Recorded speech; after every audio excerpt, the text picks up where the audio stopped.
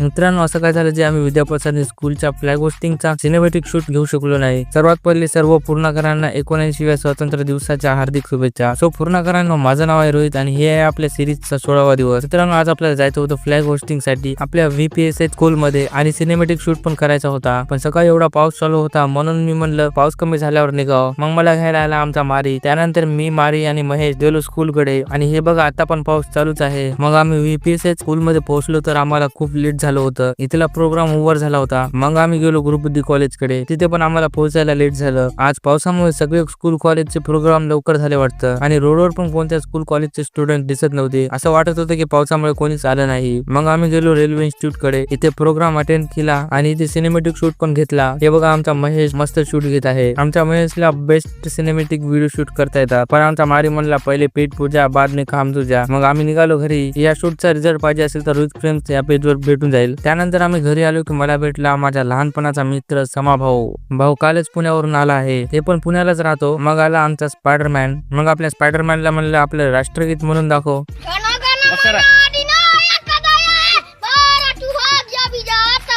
तर तो असं काहीतरी म्हणत होता. तर मित्रांनो, याला आम्ही शिकवतो राष्ट्रगीत. तोपर्यंत तुम्ही माझ्या फॉलोच्या बटनवर क्लिक करा. आपण भेटूया पुढच्या ब्लॉग मध्ये.